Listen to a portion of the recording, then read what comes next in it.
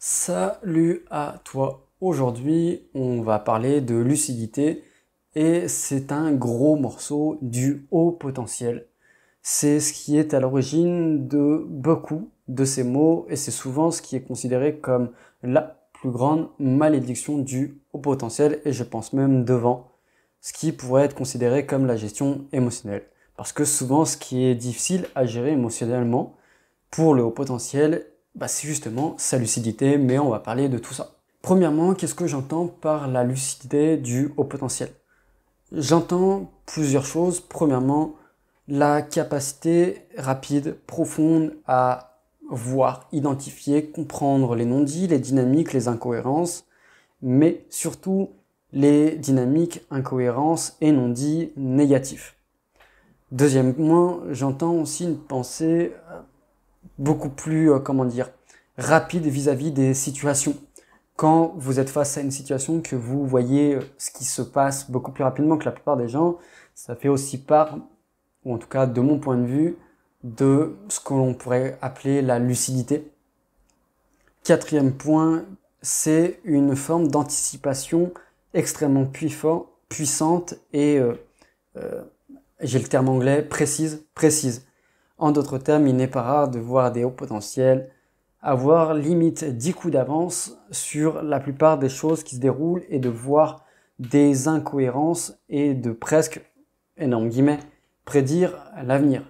Pour donner qu'un exemple, à une époque, j'avais un jeu qui était très personnel, c'était de me dire, par rapport aux données que j'ai aujourd'hui, quel avenir je donnais à certaines personnes, que ce soit vis-à-vis de leur couple, vis-à-vis d'une situation professionnelle ou quoi. C'était un jeu que j'avais à plusieurs échelles de me dire dans 3 mois, 6 mois, 1 an, 2 ans, 5 ans, 10 ans, comment est-ce que je vois évoluer ces personnes.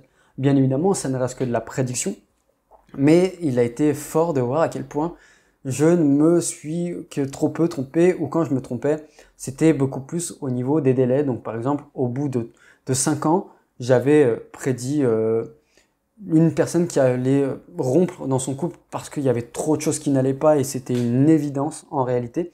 Ça reposait sur du sable. Bon, ça s'est déroulé 1 an après ce que j'avais défini, donc au bout de la 6e année. Donc le but c'est pas d'en être fier, mais c'est juste de faire comprendre que le haut potentiel a cette tendance à voir ce qui est, disons-le, en quelque sorte, invisible et ça peut être très compliqué. Ça peut être très compliqué parce que cette lucidité, elle peut mener à une souffrance. Quand vous apercevez de certaines réalités du monde humain et que vous êtes profondément bienveillant, ça peut être très difficile d'encaisser cette lucidité, ce contraste entre la réalité et votre réalité. Et la lucidité ne fait que mettre une loupe sur ça. Encore une fois, exemple personnel, pendant le Covid, on avait ce fameux truc des confinements et du vaccinement semi-obligatoire, mais disons quasiment obligatoire. Et je regardais les journaux, et à un moment, on était arrivé, il fallait une deuxième piqûre, un truc du genre, pour aller ou pour atteindre les hôpitaux. Et là, il y a un vieil homme d'une 60aine d'années qui vient pour faire sa chimio, mais il n'avait pas encore fait sa deuxième piqûre. Et on lui refuse l'accès à l'hôpital, ou en tout cas le vigile lui refuse l'accès à l'hôpital. Je vous cache pas que à ce moment-là, j'ai pris un shoot de lucidité sur ce qu'était la réalité de l'être humain et à quel point l'être humain pouvait être particulier, pour ne pas dire autre chose. Et ça m'a profondément fait mal sur cet aspect. Et pour être franc, ça m'a beaucoup appris sur l'être humain, cette période Covid, avec tous les mécanismes qu'il y a eu et avec notamment cette expérience. Ça, c'est une notion de comment est-ce que la lucidité peut impacter le haut potentiel. On pourrait prendre des cas beaucoup plus concrets où une personne va trahir un haut potentiel et ce shoot de lucidité là sur la nature humaine ou sur certains aspects de la nature humaine peut faire très mal. On peut avoir d'autres formes de lucidité qui vont plus être métaphysiques et c'est pour moi l'une des lucidités les plus impactantes chez un haut potentiel. Il est évident que le haut potentiel a une capacité à réfléchir beaucoup plus profondément et beaucoup plus rapidement, à tel point où cette faculté à réfléchir, elle peut faire peur pour nous-mêmes. En tout cas, moi, parfois, ma capacité à réfléchir et à être lucide me fait peur, de moi à moi. Et ces pensées, elles peuvent être sur des sujets qui sont pas forcément évidents. elles peuvent être sur la mort, et ce, dès le plus jeune âge.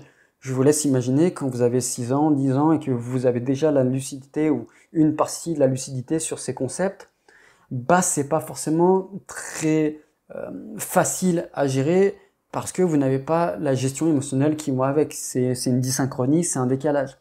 Ou alors, quand vous avez la conscience du tout, et quand je parle de tout, je parle pas de spiritualité, je parle peut-être même juste des planètes, de comment tout ça fonctionne, du fait que, en réalité, entre guillemets, on est dans un vide, et dans un vide qui est infini, bah ça peut créer des phobies. En tout cas, moi, j'ai une phobie de l'espace ou de ce grand tout. Bref, ça peut vraiment me mettre en pas bien, me faire des crises d'angoisse. Et en fait, tout ça, c'est dû à une forme de lucidité. Maintenant, vous avez aussi d'autres formes de lucidité qui peuvent être très positives, comme par exemple la lucidité liée à la nature, s'apercevoir à quel point on a beaucoup de chance de vivre là, de comprendre que l'écosystème dans lequel on vit, ben, il est presque trop parfait pour être réel, et j'en passe et j'en passe, et ça, je pense que c'est une lucidité qui est justement positive, en tout cas de mon point de vue, encore une fois. Donc, vous voyez que la lucidité, elle peut revêtir tout un tas d'aspects divers et variés, et que tous ces aspects peuvent avoir leurs impacts. Et cette lucidité peut très vite devenir un fardeau. J'ai déjà énuméré certains aspects, mais pour revenir sur certains d'entre eux ou en donner d'autres, le premier problème, c'est que ça peut créer une surcharge d'informations. Quand vous avez une accumulation de lucidité, de chute de lucidité, ben, vous n'avez pas le temps de processer et d'intégrer émotionnellement les informations. Parce que le haut potentiel, c'est très rare qu'il a un shoot de lucidité tous les 36 du mois, c'est plutôt très régulier et peut-être même trop régulier. Et ça peut créer une surcharge mentale, donc les réflexions qui vont avec, la rumination, mais aussi le fait de devoir encaisser émotionnellement. Mais comment encaisser émotionnellement quand on n'arrive déjà pas à encaisser un shoot de lucidité, alors quand vous en avez 3 à 4 qui arrivent, on se retrouve très vite débordé. Le deuxième aspect, et pas des moindres, c'est le décalage avec les autres personnes. Le haut potentiel est 10 fois plus lucide que la plupart des autres personnes, et jetez-moi des tomates si vous pensez que c'est pas vrai, mais c'est ce qui peut créer l'isolement, l'impression d'être trop, la bizarrerie, le fait d'être en avance, ou parfois le fait d'avoir l'impression d'être, entre guillemets, un chien noir. Il y a une période dans ma vie où j'étais considéré comme quelqu'un de bizarre parce que j'arrivais très facilement à prévoir ce qui allait se produire. Il n'y a rien de magique, j'ai pas de super pouvoir, mais c'est juste que, ben, c'était facile, instinctif. Ou alors vous pouvez être une personne qu'on va un peu fuir parce que vous allez peut-être faire peur de par ce que vous mettez en lumière. La lucidité, elle permet aussi de mettre en lumière des malfonctionnements de certains aspects. Non pas que je pense que la plupart des gens n'ont pas la lucidité pour s'apercevoir quand certaines choses marchent ou pas, mais en tout cas, le haut potentiel va pouvoir avoir tendance à mettre le doigt dessus et ça peut être très délicat. Prenons un exemple, encore une fois très personnel, je ne sais pas si ça va vous parler, mais on peut avoir une lucidité au niveau des jeux de pouvoir ou au niveau des compréhensions et des mécanismes humains. Il n'est pas rare de voir des hauts potentiels comprendre ce qui se passe dans l'état d'esprit de la personne, presque en ayant la capacité de lire dans sa tête ou de lire dans son âme. Alors, c'est des mots qui sont très pompeux, j'entends, ils sont exagérés, mais quand une personne me parle, instinctivement, peut-être que ça s'est fait avec l'expérience, mais j'ai la lucidité pour apercevoir et comprendre quelle partie de cette personne me parle. Quand c'est son ego, je sais comprendre que c'est son ego qui me parle. Quand c'est sa sagesse, c'est sa sagesse. C'est comme si j'arrivais à faire la distinction à l'intérieur de la personne pour savoir ce qui se passait.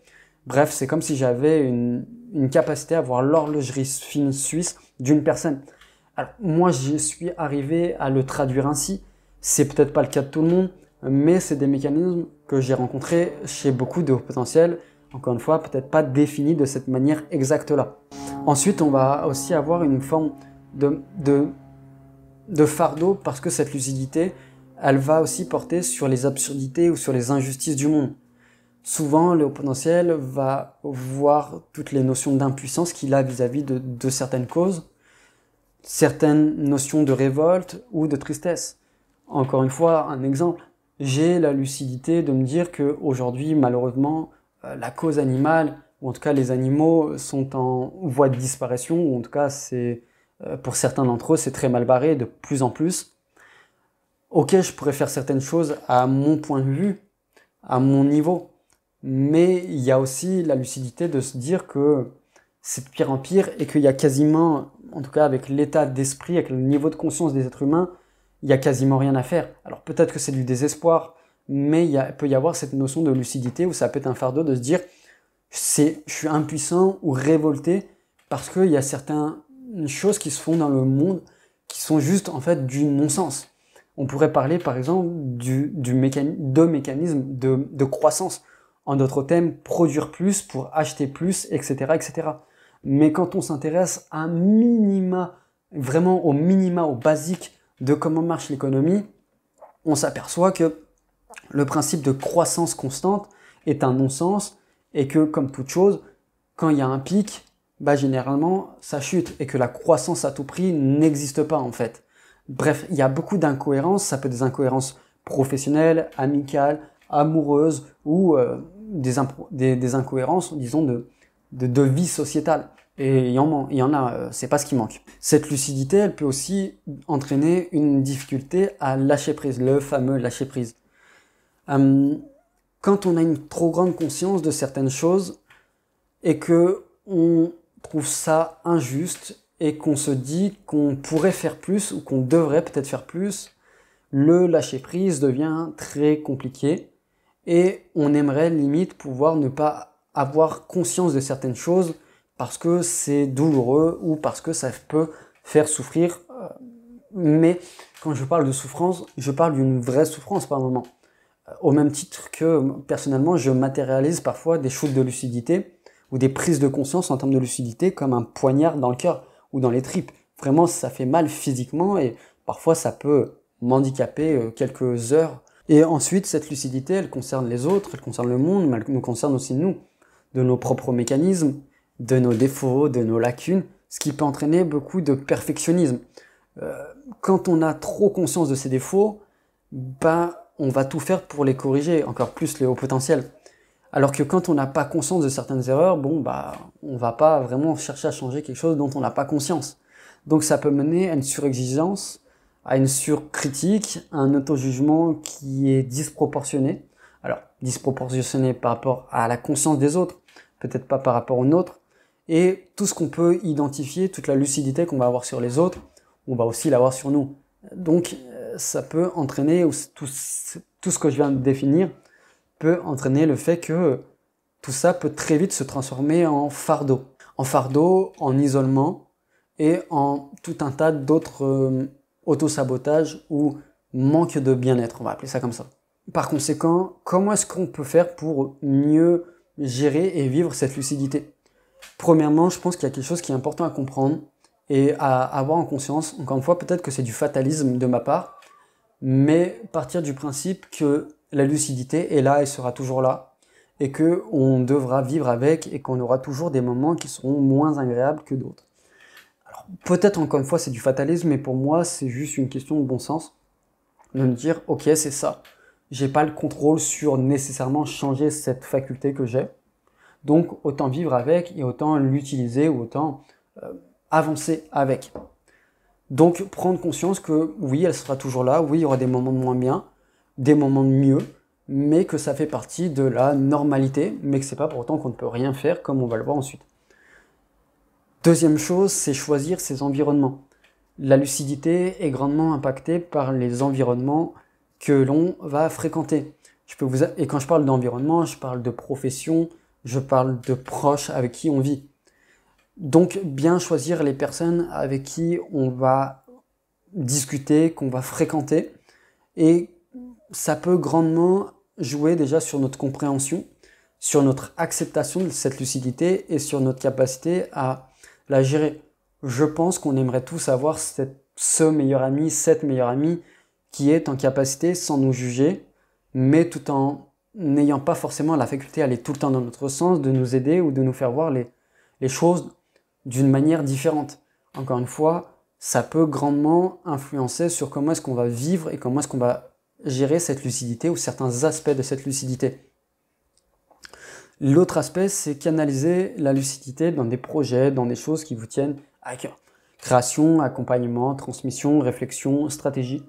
Vous avez cette lucidité, vous avez la capacité à voir plus vite, à voir plus loin, à réfléchir plus profondément. Bon, on pourrait le voir comme un fardeau et comme une damnation éternelle, ou on pourrait décider de se dire, ok, j'ai ça, comment est-ce que je m'en sers d'une manière utile pour prendre de l'avance comparé à d'autres personnes? Prenons une personne qui est dans une dynamique créative, sa lucidité pourrait lui permettre de voir les tendances en avance, de comprendre les choses peut-être en avance, de voir ce qui marche plus que d'autres, et faire d'elle une personne qui va beaucoup plus matcher aux besoins de sa cible, de son audience ou de quoi ça. Ou alors, vous pouvez avoir des personnes, des accompagnants, des thérapeutes qui vont avoir cette tendance à avoir une très forte lucidité et à presque pouvoir comprendre la personne mieux qu'elle ne se comprend elle-même en quelques secondes, ce qui peut d'ailleurs parfois faire peur, ou une personne qui va anticiper limite ce qui va se passer. C'est des choses qu'on peut tirer à notre avantage. Alors pas dans le sens où on va devoir guider à tout prix la personne, mais plutôt pour nous permettre de cibler à mieux les besoins de la personne, son mode de fonctionnement et de comment orienter un accompagnement, etc., etc., etc. On pourrait utiliser cette lucidité à bon escient dans le domaine familial et encore plus parental. Une personne qui a une très forte lucidité vis-à-vis de son enfant, vis-à-vis de le comprendre, vis-à-vis de comprendre beaucoup de choses, ça lui donne un avantage sur l'éducation de son enfant. Donc, on pourrait utiliser cette lucidité non plus comme un fardeau, mais plutôt comme une chance et comme un moyen d'en faire un avantage, littéralement. L'autre aspect, c'est ralentir son mental. Alors oui, je sais, c'est plus facile à dire qu'à faire. Mais utiliser des méthodes pour ralentir son mental, c'est quelque chose qui fait peser moins lourdement notre lucidité.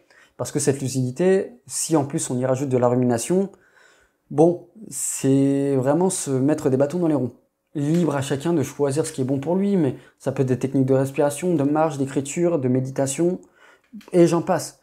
Encore une fois, exemple très personnel, mais mes projets, déjà, c'est une manière pour moi de diminuer mon mental, même si c'est paradoxal, mais je dirais plus que certaines méthodes, faire la sieste par exemple, je fais régulièrement la sieste, des siestes de 10-15 minutes où je pars dans mon imaginaire, pour moi c'est une méthode de ralentir mon mental et par conséquent de ralentir ma lucidité, même si entre vous et moi ça ne marche pas tout le temps, parce que ça peut créer une pensée qui va être profonde, qui va être rapide, et m'emmener vers des réflexions qui vont être lucides, justement. Donc, à chacun d'apprendre à se connaître et de jouer avec qui on est et avec ce que l'on compose.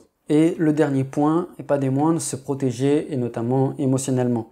Je parlais de l'environnement, en fait, on en revient à ça. Filtrer les informations que vous allez avoir, filtrer les environnements, les personnes, mettre des limites. Encore une fois, alors peut-être que je parle trop de moi, mais je suis la personne je me connais le mieux et c'est pour donner des exemples. Ma réalité n'était peut-être pas la vôtre, mais encore une fois, ce ne sont que des exemples faciles. Les réseaux sociaux, peut-être quelque chose de très impactant au niveau de notre lucidité. Récemment, j'allais régulièrement sur Facebook et sur des articles, chose que je ne faisais pas avant, mais je l'ai fait le temps d'une semaine. Je peux vous assurer que quand je sortais de ces phases de scrolling et de réseaux sociaux, j'étais vraiment très mal, en fait, parce que je voyais certaines choses vis-à-vis du monde et non, en fait, ça m'impactait trop. Je voyais la toxicité dans les commentaires, je voyais certains cas, certaines choses c'est du non-sens, en fait. Quand vous avez des affaires criminelles à longueur de journée, quand vous êtes hypersensible, pour le processer, c'est difficile. Donc j'ai décidé de me couper de ça définitivement et de me dire que peut-être qu'une fois de temps en temps, j'aurai un renseignement que je veux avoir sur l'actualité, mais ça sera pas plus que ça. Certaines personnes pensent que c'est de la fuite ou de la lâcheté, peut-être, mais moi je pense que choisir les ressources ou les sources que l'on va avoir pour ne pas souffrir de sa lucidité ou de tout un tas d'autres aspects autour, c'est le plus important pour moi. Donc voilà. Donc pour conclure la vidéo et le maître mot de la fin, si vous avez apprécié la vidéo, si vous pensez que c'est légitime, le like, l'abonnement, le commentaire, vous connaissez la pub YouTube. Et si vous avez besoin de mes services en tant qu'hypnothérapeute, vous avez tout en barre de description, les avis, etc., etc. Prenez soin de vous, prenez soin de votre hypersensibilité, n'oubliez pas que ça n'est pas un fardeau, c'est peut-être même plus une chance, une vision fine du monde, et que, bien utilisé, en se concentrant sur les bonnes ressources, on peut en faire une force, et je parlerai même d'une force magnifique et magique. Donc voilà.